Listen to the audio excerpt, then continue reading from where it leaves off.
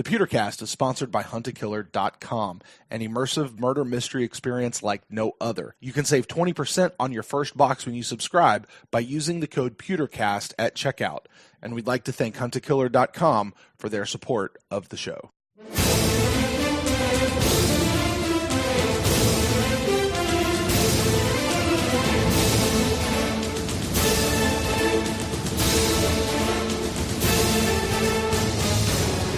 Welcome back to the Pewtercast. It is time, my friends. It is time for you and your fellow fans to tell us your final thoughts on this past game, the Bucks versus Carolina, and really just talking about the Buccaneers as a whole. Ren, you and I have already had the chance to give our final thoughts. We did that on the previous episode here of the Pewtercast, but now it is time for some friends. Now, we do this in a few different ways. We usually take a look at some iTunes reviews. That's one way that people send in some thoughts and send those back to us. We also will read emails and any other way that we might receive various communications. So, Ren, looking over at the iTunes reviews, it looks like we have no new ones this week. So, wah, wah, wah. I feel violated. With that, guys, hey, listen, it's really okay. We just say that we'll always read them on an upcoming episode of the Pewtercast. You guys do that. It really helps us out. Over at iTunes Reviews, we'll take this opportunity to plug that. Head over to iTunes, rate us, leave us a review. What it does is it basically just helps us in the search engines when people are looking for podcasts about the Buccaneers. So many of you guys have already left us reviews, and we appreciate each and every single one of those. And it has helped contribute to the success that we have had here at the Pewtercast. But Ren, we did get several emails in this week, so why don't we go ahead and start running through those. First one comes into us. What's the opposite of wah wah wah? Eureka. Yeah, I don't like either of those. Yeah, I don't know. We'll figure it out. How about yes? Nope. I'm looking for I'm not looking for anything verbal. I'm looking for a sound effect. Yes, a sound effect. How about All right. Let's. Ren, we got some new iTunes reviews. Wow, right. It's getting late. Podcast getting derailed. You were saying. Yes, brand new emailer, first time emailer into the show. A guy named Gerald, not a former Buccaneer. He says, long-time listener, first-time emailer. I broke the primetime curse by betting on the Panthers to win. I follow the logic. Bet on the opposing team to win, so you're pleased with the outcome no matter what. And that was the case tonight. Go Bucks, Gerald from Vegas. All right, that is sound advice. I have, I will not lie, I've done that once or twice in my life. Yes, yes.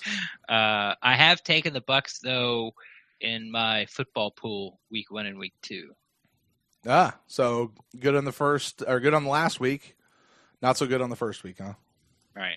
Yeah. Right. Yeah. So, I mean, I gotta say, going into the season, if you ask me, if you say, hey, by week 2 the Bucks are going to be 1-1, which game did they win? Which game did they lose? I would have said we won the 49ers and we lost the Panthers. I would have said there's no way we're 1-1. Panthers stink. Okay. I believe that's what you did say, Ren, which is why you took them in both. Yeah. Just out of curiosity, have you already placed it for this week, or The blind I haven't done the bets this week. Yeah. I will be taking the Buccaneers. Yeah. In the Giants game. Yeah, it's straight up too, so there's no point spread. Like for what you're doing, you mean? Yeah. What do you, just out of curiosity, and we don't usually do predictions on this show, but sure. If you had what would be the point spread you would take, that would make you take the Giants? Oh God. Would 6 get it? No, I think it'd have to be 7.5. No, 8. Probably 8. Yeah. 8. Yeah, 8 something. Mm-hmm. Okay. Maybe 8.1. I know that's not a thing, but which is basically no touchdown with a 2-point conversion. They got to do something better than that. Yeah, but yeah, it's it. If it was 8, I don't. don't bet a lot, so I don't really know if you can bet the push. Uh-huh. Probably not a real high percentage bet. Mm-hmm. The point spread's 8. That's exactly what's going to happen. I'd like to bet that, please. So, yeah, it'd probably have to be around 8 for me. All right. Our next email comes into us from our good buddy Chris. This is Chris from VA by way of Alaska, or from Alaska by way of VA. Not really sure how that works. No, you had it right the first time. Yeah. But he says, Pewter guys, how about that win? Loved it all week leading up to this game. I heard lots of people say the Bucs didn't have a chance to win this game. The Panthers were going to blow the doors off this team. I didn't buy into that, and I had faith in this team and the coaching staff to get the train back on track. Ren, I think we just kind of covered that with you. You also shared Chris's upbeat. Well, I don't know. How were you really going into this game after the 49ers game, seeing what happened there, going into this? Like, were you doom and gloom going into it? Like, No. The way I looked at it, and you'll remember this because we did a Panthers pod, and it was, I was down on Jameis for what I just saw, but I said it's going to be a close game, and one of the two quarterbacks, either Cam or Jameis, is going to do something stupid in the fourth quarter and lose the game. That didn't exactly happen, but Cam didn't play well that final drive. I mean, right. we gave them, we just kept penalty after penalty after penalty. It's like, even that's the how they got the ball down there. Right. It's not like Cam was accurate or anything. So, it didn't quite come true. But like I said, in the last pod, I was expecting to be a close game, and somebody's going to have the ball with 2 minutes left, and somebody's going to have to score it. Somebody's going to have to stop them. Mm-hmm. And that's what happened. There you go. Well, Chris goes on. He says, Shaq Zach Barrett, am I right? He's a beast. Great pickup in this offseason, and the value is outstanding. He has really come up big for the Bucs with our number one pass rusher out. We covered that, I think, in the previous show. We did. Definitely a pleasant surprise. And once again, I'll just reiterate real quick what I said in case some of you haven't listened. How dare you? It's going to be big. It's going to be big for Shaq these next couple of weeks because, these offenses are going to start scheming to stop him. It might be rare to see him one-on-one with the tackle. Definitely rare to see him with those free runs that he had at Cam, in the fourth quarter of that Panthers game. So, right. Yes, pleasant surprise, very excited about it. But if to see him be sort of an elite pass rusher this season, these next few games are going to be big because, like I said, teams are going to not let him do what he did to the Panthers. Right. Any idea how the Giants' offensive line has been going this year? No. Yeah, I don't either. No idea. All right. He continues. He said, Jameis had a great game. Missed a few throws, but the wide receivers also dropped a few as well. He took what the defense gave him, and he didn't force a lot. Overall, man, these penalties have to stop. Dotson and Donovan Smith, who have been in this league for a long time, can't keep making these rookie mistakes with false starts and holding calls. I mentioned in the last show, I watched a lot of the other games this past week. Offensive linemen make, they have false starts. It happens. They get holding calls. It happens. You want to eliminate the pre-snap penalties. I get it. You try not to do a holding call, but they happen, right? Well, yes and no. I mean, holding calls do happen. When you start to sort of lead the league in them, then it becomes a problem. Not saying that they are. I think false starts are just, you get one a year. Right. And, that's pushing it. And it just seems that one of those two guys gets one a game. So it's just what it feels like. I don't know if that's I feel like we should keep keep a chart on that as the season goes on. We can find it on the internet somewhere. I'm sure it's there. Pro Football Reference or whatever. But it's infuriating. It's something that BA talked about after week 1, and they didn't really clean it up.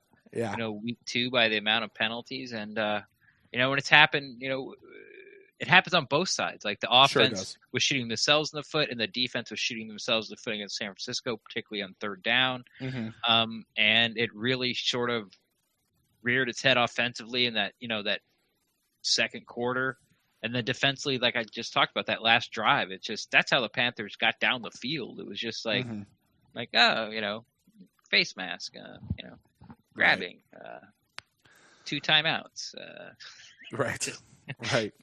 Just okay.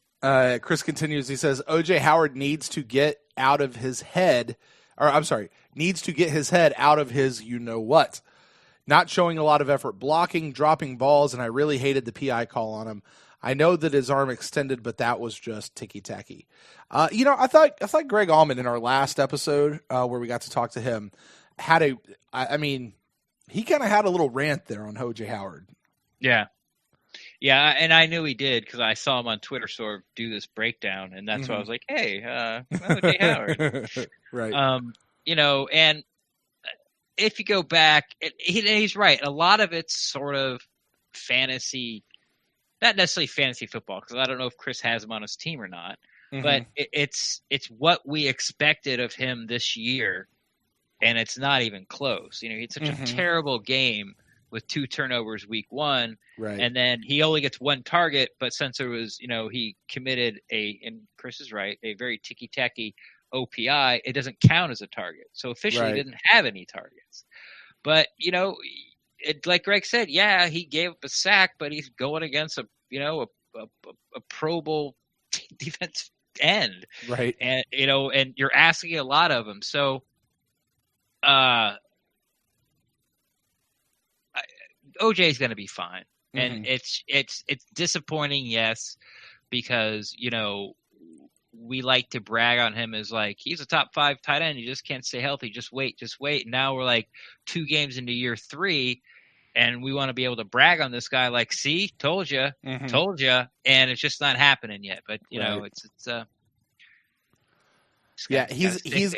going to need more than a few good games to kind of, I want to say, save his reputation in Bucs fans' eyes. Like, he's going to need a great game or 2 before people, I think, kind of stop harping on him. You know what I mean? I don't think so. You don't think so? I think the first time he breaks up, people are just going to be like, see, there it is. Okay. Need more of that. So he needs 1 great game or 1 great play. He needs like 5 catches and a touchdown is what he needs. Yeah. I would classify that probably as a great game for him. Okay. So, and I compare that. Like, if you think, Greg Allman said this last game was a good game for him. Blocking wise. Right. Okay. Yeah, he said like he didn't have a bad game. Yeah. Yeah, like it was a good game. For what they asked him, because they only threw to him once. Right. And what they asked him to do for that game, that, he did what he was asked, and he did it well, because, like Greg said, and a lot of people have already seen on Twitter, and, he played the fullback, and he blocked Luke Kuechly to spring Peyton Barber for that touchdown. Right. And I think to turn people's ideas about him around for the season, I think he's going to need something better than just what they're asking him to do, which, unfortunately, he can only really give us what they're asking him to do. So it'll kind of depend.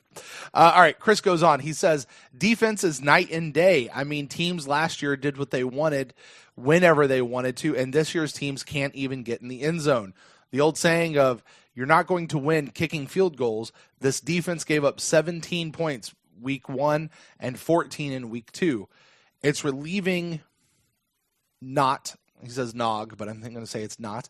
It's relieving not being down 35 points in the first half. Oh my gosh. Yes. You remember that? What was it? The Steelers game, I think, last year? Steelers game, Panthers game, yeah, Cincinnati, yeah, Chicago. Oh my gosh. Right. He says, I really think VH3 has embraced his role. And I know he's not a captain on the defense, but he is the leader in the secondary. Yeah, because outside of Darian Stewart, he's the oldest guy back there. And the leaders make plays like VH3 did when the game was on the line. I heard all week how Christian McCaffrey was going to gash this defense, and he was held in check. Vita is getting back to his old form. He missed a month with injury, but he's bullying O-line back into the quarterback. Yeah, I love that. you watch him pick up the center and just drop him into the lap of the quarterback, quite literally. Great. Freaky strong. Yeah, Freaky he is. strong. Yeah, he is. He just says he's so strong, but two guys can barely stop him. Anthony Nelson made a few nice plays, and I wanted to see more of him in the preseason, but injuries kept him out. The guy has the longest arms I've ever seen. That screen pass he knocked down was just incredible, and looking forward to seeing more of him. Ren, did you see? Remind me, how much of Anthony Nelson did you see at training camp this year before he got injured? Not a lot. I mean, it was before week 1 of the preseason. Mm-hmm. He got injured in like a night practice. Walk like through?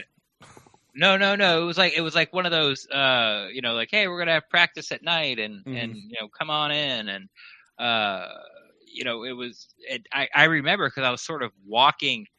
He got injured, and I was sort of changing angles and changing seats where I was, and I was,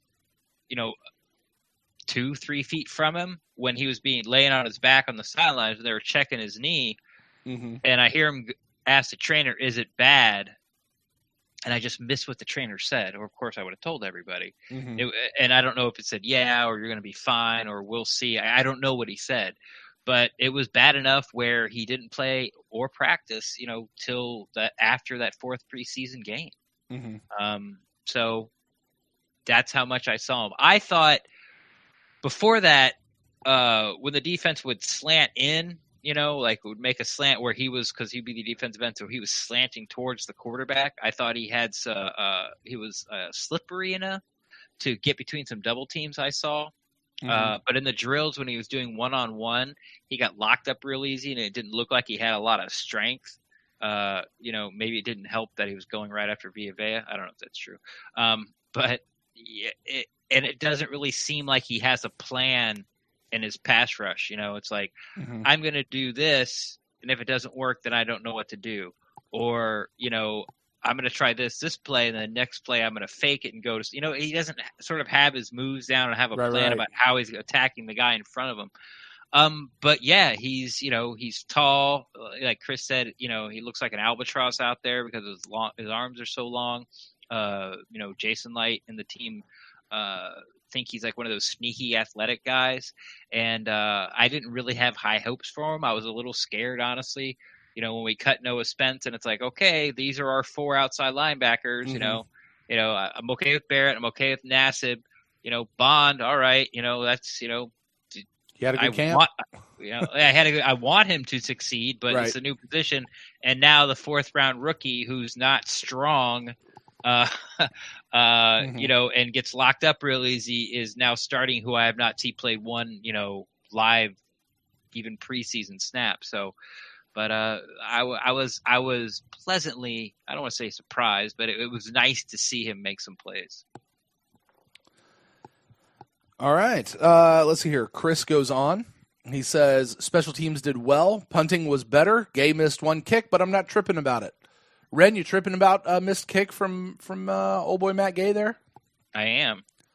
I mean, it was on that particular hash mark that I can never remember which side of the field it's.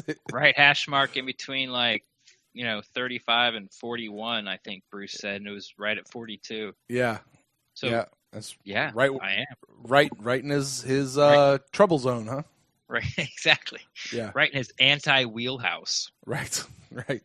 But no, seriously, like, are you having issues with this with Matt Gay, or like, do we just accept it? And well, if it happens again, you're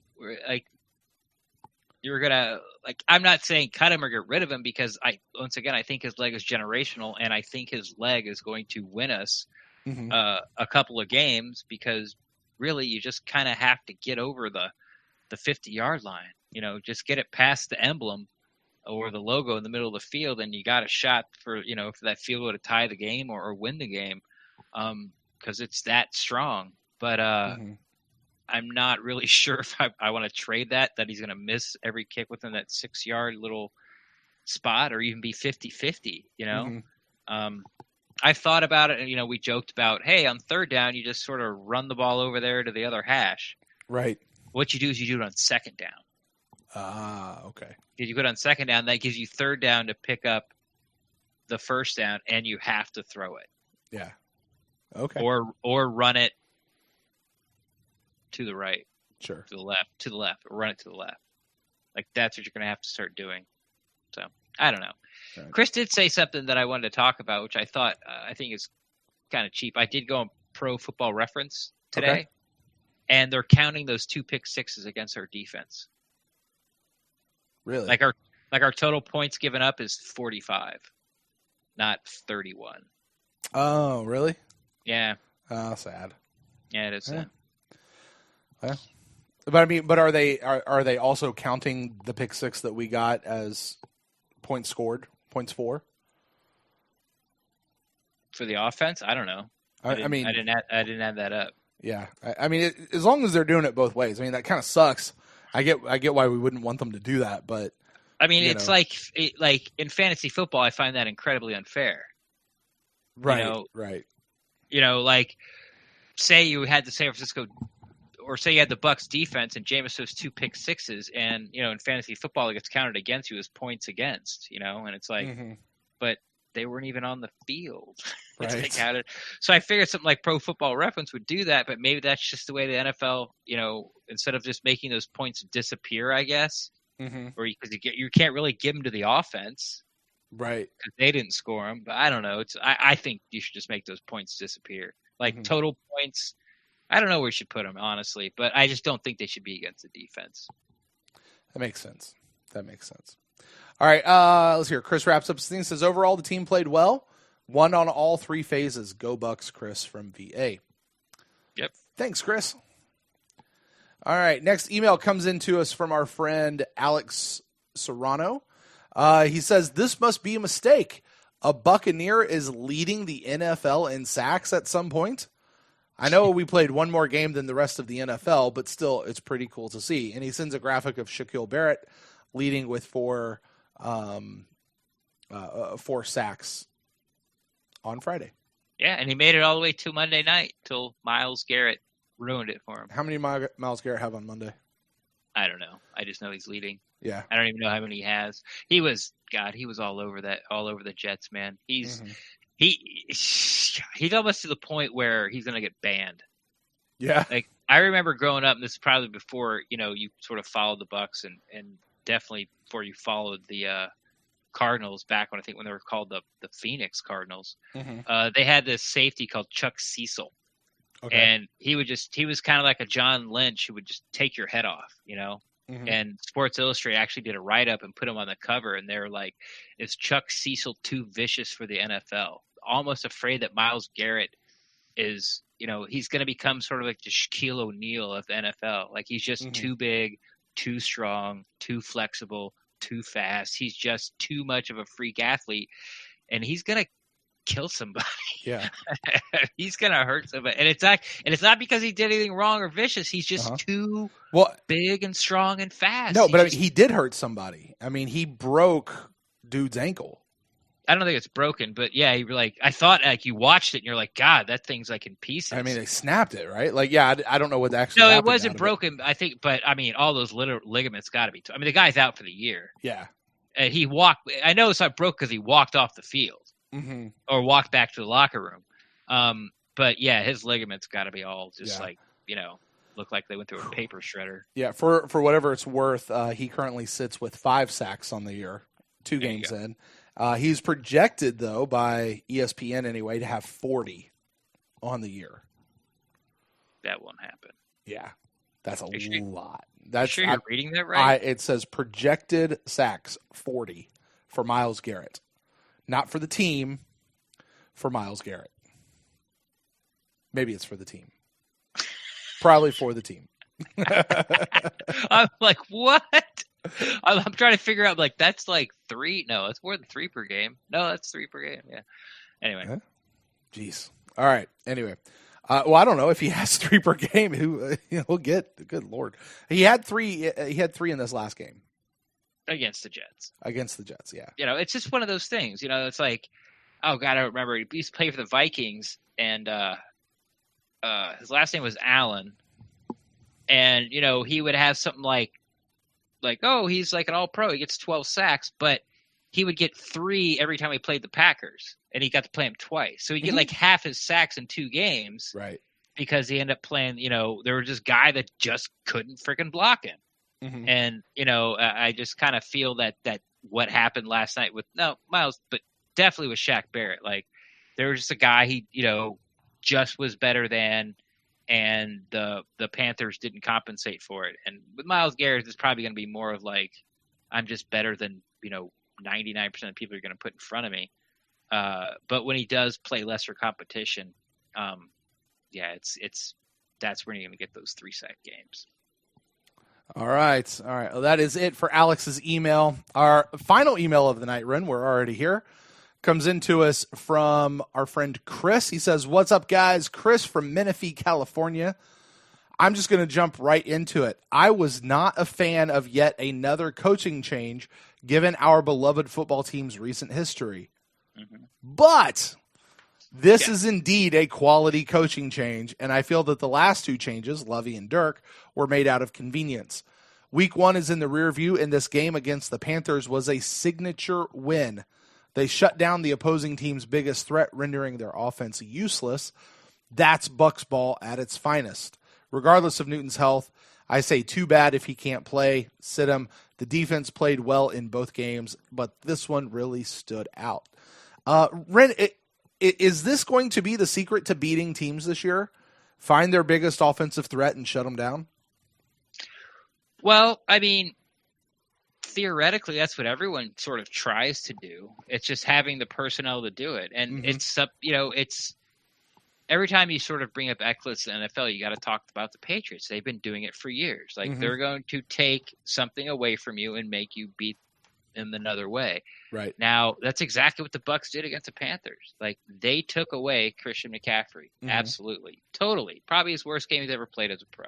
Right. And they're like, okay, Cam, you're going to have to beat us where you're not running. Then Greg Olsen, you're going to have to beat us. And, he damn near did. Right. But, I don't know exactly what they're trying to take away against San Francisco. Maybe George Kittle. He did have like 7 catches, but it was only for like 54 yards. Right, right. So, the defense did take that away. They only got in the end zone 1 time.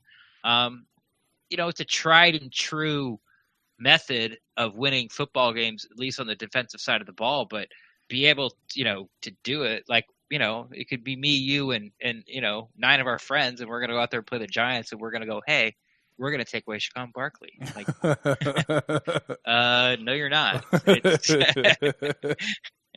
It'll be watching Saquon Barkley go up against this defense will be an interesting deal. I mean, this is the test. Is it is this a bigger test than Christian McCaffrey? Oh yeah. You think so? Okay.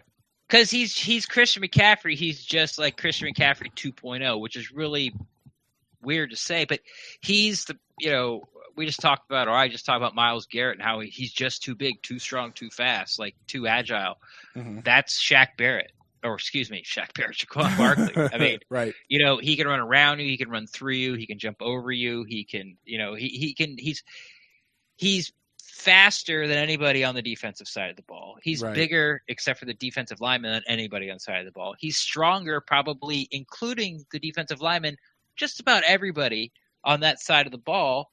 It's just, he's just, it's going to take a team effort to stop this guy. Yeah. And, I talked about, in training camp, and I think I brought it up on one of the early pods, back in training camp and preseason, is to watch the edge of Todd Bowles' defense, because I was seeing the Buccaneers offense get around a lot, like getting around the edge a lot. And I'm like, man, this isn't supposed to happen. Now for these first 2 weeks, I thought San Francisco got the edge a little bit, late in sort of their last drive there against the Buccaneers. There was some bad angles taken.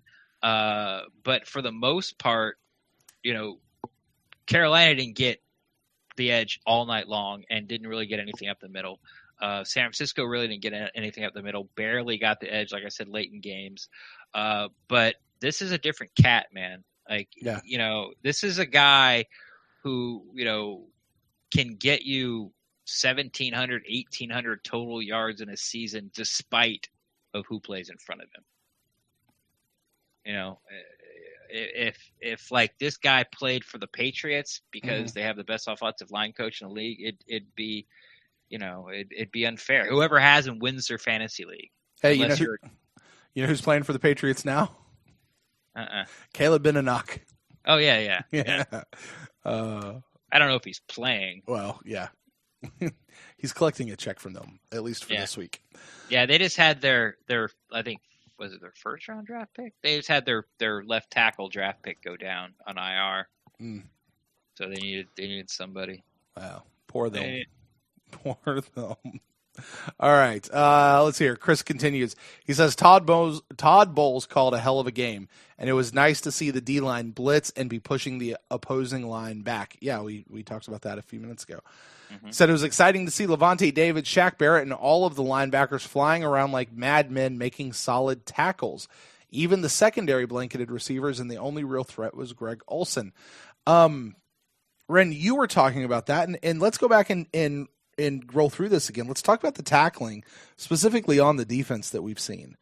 I feel like this has been a bugaboo through at least the first 3 years of this podcast, which has been under Dirk Cutter's regime. Tackling seems to consistently have been an issue here over the last bunch of years. But in these last two games, at least as far as our defense goes, I don't want to say that their tackling is 100%, but it looks a hell of a lot better now than it did, under Dirk Cutter in the previous regime. Yeah, it's just the aggressiveness. It's sort of to wrap up, what they were saying. It's like, it's going to be a lot of fun to watch this Buccaneers defense. Man, I feel like I've heard that before somewhere. It was nice to see this. It was nice to see that. It was, it's going to be a lot of fun to watch. But I feel like I've been dumping on Quan a lot, but for as many tackles that he made, every three he made, it felt like he'd miss one. And then you had Brent Grimes on the outside who had zero interest in like less than zero interest in tackling. Right. And then you had, like Gerald McCoy doing what he does, which is, getting penetration, but then they just run the ball right where he was. Tackling. Right. Yeah. And then you got Quan there who every fourth play is going to miss one.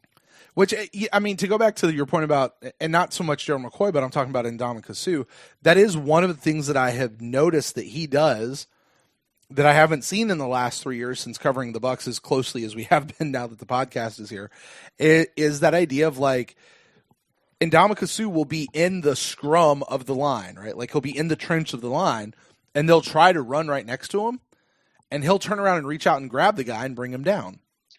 Yeah. And actually reach him. Yeah, well, he's in control of the offensive lineman, not the other way around. Right. Him and Vea are setting the line a yard, 2 yards from where the ball was hiked, and they're just waiting. Right. And when the ball carrier comes, they both, they just chuck the guy's side and make the tackle. Yep. Yeah, that's not, of course, happening 100%, but by and large, that's why this interior defensive, teams can't run up the middle against these guys, and that's just not the same as if your only job is to get around or get through or over this guy to get into the backfield, and now my job's done. Right. Right. Put pressure on the quarterback and be done. Yeah. But it's just to get back there. Like, I'm in the backfield. Look how disruptive I'm being. Okay, we'll make a tackle now. Right. It's like, right. Turns out, yeah. Anyway. Yeah. All right. Chris goes on. He says, I like Byron Leftwich's play calling. He protects Winston to some degree, and the running game isn't flashy, but it is effective. And with that, Winston can actually start making his throws. He's relatable to Winston, and if Winston understands a 200-yard, 2-touchdown, 0 interception game is better than a 300-yard, 3-touchdown, 2-interception game. Yeah. How do you feel about the play call? I mean, we made such a Bucs fandom in general made such a big deal about Dirk Cutter's play calling over the last couple of years. Right. 2 games in, Byron Leftwich, is calling plays. He's kind of been christened the play. Not kind of. He has been fully christened as the play caller here for the Bucs. How do you feel about him this early in the season. I would like for one of the beat writers, to ask Bruce Arians or ask Jameis Winston, I guess Jameis, how many times you heard Bruce in your headset? Right. Or ask Bruce Arians, how many play calls have you played? Have you called so far this year? Mm-hmm. Just I don't care either way. I just kind of want to get a number. I felt like there was a lack of usage of the field against the 49ers. Okay. It didn't feel like through the passing game they used the middle of the field a lot. That could have been what the 49ers were doing, and that's, they were giving them the outside, and that was their game plan. And then and then I talked about almost ad nauseum now the second quarter for both of these games being clunky with penalties and turnovers and stuff. So I think it's been fine. It's just that if you're expecting that we can, we're on our 20 and 3 plays later, hit Evans twice and Godwin once, we're going to be in the red zone. It's just not going to happen. Right.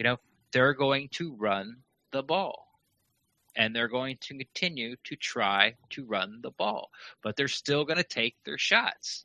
Right.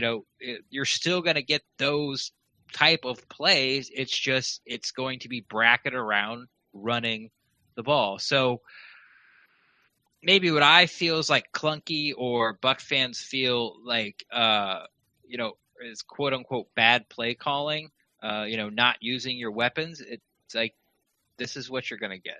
And I remember, when sort of it clicked for Carson Palmer in Arizona, they were putting up a lot of points, and they were putting up a lot of points with a lot of big plays. But, the offense did go through David Johnson. Right.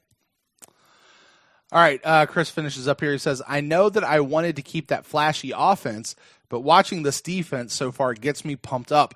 It reminds me of why I became a Buccaneers fan in the first place. A defense that brings pressure and clogs up the running lanes, a secondary that has cover corners, stops on fourth downs, and a game-managing quarterback backed up by an effective running combo and open receivers in the red zone. Not pretty, but it gets wins, and it's the Buccaneers football that I enjoy seeing. The coordinators are big pickups, and here they took players that were already on the team before their arrival who were irrelevant and plugged them into the system nicely. The division games are important, and that's our road to the playoffs. Sweep the Panthers, Falcons, and split with the Saints. I believe this edition of the Bucs can do that. And Thursday night, a divisional road win on the national stage was a good start. Ren, this is kind of a little bit of what I was talking about, I think, in the last episode, of this idea of just relegating Jameis to being a game manager. Mm-hmm. And I really hope that's actually not what we wind up doing. Like, yes, he needs to manage the game. He needs to control the game. He needs to, get the flow of it. But, I still want to see Jameis be Jameis. Like, I don't want to – I think we used the phrase last year for some things about, like, neuter him. Like, I don't want to neuter Jameis. Like, let him still go out and be who he is, right? Right. I hear what you're saying, but and this is sort of my thought on this, and you can tell me if I'm wrong. When, fans hear the game manager label, the reason they're shy from it is because, like, that's not a Super Bowl winning type of quarterback. Right. Yeah. I'd be hard pressed to say that Tom Brady's a game manager. Right. Right. No, I mean, not a game manager. Oh, not a game manager. Not a game manager, I would have to say. It's like they're well balanced. They use the short passing game as an extension of their running game, and he takes a shot down the field. Russell Wilson, I think he is a game manager. Went back-to-back Super Bowls. Has his team in the playoff, even though he's running for his life. Mm-hmm. Makes a lot of plays with his feet. Smart with the football. But he doesn't. But he doesn't throw like 28 for 32. He's not throwing for 80%. Right.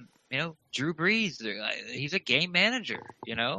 Like I've seen Drew Brees throw the ball away on third down, live to fight another day. Sure. It's I've seen Drew Brees throw the ball short of the sticks on third down because that's what he had. And that's what the defense gave him, and it was up to the receiver /running back /tight end to make the guy miss and get the sticks, but they didn't. And he just trots off the field, you know.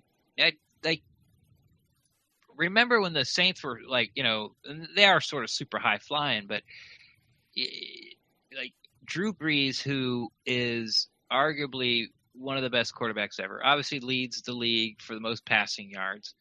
Like in his prime, the Saints went 7-9 3 years in a row because they couldn't stop anybody.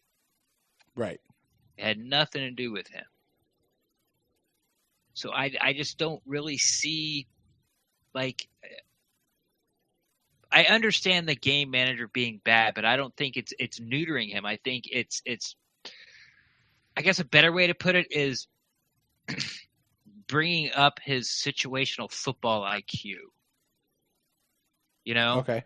Like when to just take what the defense gives you. Because look, if he tries to make every single play every single time, he's not, and he's going to lose his ball games. Right. Period. End of story. Right. And my reaction to that of he's got to increase his situational IQ really frustrates me because this is his fifth freaking year in the league. Right. Like, you know, and I mean, I sit there and I go, okay, is Jameis just not getting it? Was it he didn't have anybody teaching him and bad coaching for his first few years, so he really had no chance of learning situational football? Like I don't know what it is, but what I know is he's here in his fifth year in the league, and he's still talking about this stuff that, to me, it seems like rookie quarterbacks should be learning. Well, yeah, but rookie quarterbacks, weren't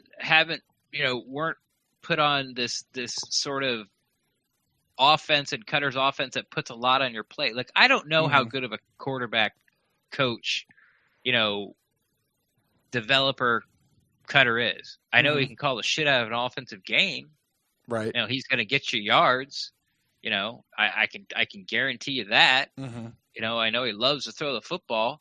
But, you know, again, Jameis, like, I feel that Jameis, it's somewhere in his head, never you couldn't trust your defense. Sure. And the Bucks and rightly so. And the Bucks couldn't run the ball. So it goes back to what you were talking about I don't remember if it was this pod or last pod, but you know, this graphic about all his turnovers. And you're like, oh, I want to see sort of the other side of that. But, you know, we just talked about, like, you know, someone emailed, yeah, it's nice not being down 35-0 at halftime. You're like, oh yeah, that one game. It's like, no, it wasn't that one game. It was 4 times last year. You allowed the other team to score over 30 points in the first half of a ball game. 4 times. 4 times. Yeah. Like that, like I remember we said when we were watching like Chicago game, like you know, sort of doing this show, it's like it could have been me, you, and 9 of our friends, and the score at halftime would have not been any different. It wouldn't have been any different. It would have been the exact same. So, you know, talking about how it frustrates me that Jameis hasn't learned this yet, he hasn't been able to. You know, okay, we're down 14 points. Oh, here's a check down. Okay, well, we didn't make the first down. Okay, punt the ball. Like, we would have got blown out even more. Right. It's so – I get what you're saying, you know, and this is sort of why the pundits, you know, the national pundits are like, Bruce Arians is here to fix Jameis. It's almost like Todd Bowles is here to fix Jameis. That's fair. That's fair. I think that should be our quote of the episode. Todd Bowles is here to fix Jameis. I like it, Ren. All right, well, that's going to wrap us up, man. That's going to be the emails that we got. So I'd like to say thanks to everybody who wrote in. And, hey, listen, you guys want to get in your thoughts on the previous game? Well, it's too late for this particular game, but you could definitely do it after the Giants game. Just send those emails in to thepewtercast@gmail.com. Hell, honestly, if you send one in talking about anything else, we'll probably still read it on next week's episode. So you guys do that, thepewtercast@gmail.com. Ren? Yo. I'll give you a chance for any final thoughts before we sign off here, and then once you do that, why don't you tell the folks where they can find you on the internet? No, I think we covered everything twice. Right. Best place to find me is on Twitter, @Rendax, REN_DAXT. I'm always down to talk Buccaneers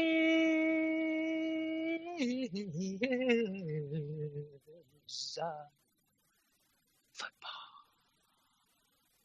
And if you want to get in touch with me, you can find me at Brent Allen Live across all the social medias. And the show is at The Pewtercast on Twitter and on Facebook. And once again, that email address, thepewtercast@gmail.com. You guys make sure you join us coming out here really probably, Ren, within about 24 hours or so of people listening to this episode. The Buck in the News episode is going to drop. That will be where we take all of the news that's come out over the course of this past week, and we'll take a look at what that means in light of the upcoming game against the Giants. And then don't forget to join us Sunday night for the Instant Cast, where Ren will be going live with a special guest since I will be out on the road. So definitely looking forward to that. Ren, buddy, that's going to do it for us. It's good to be back. Good to be back in the podcasting chair after this nice little break. But that's going to get it. So I guess we'll close the show out as always as we look towards this game. Go Bucks!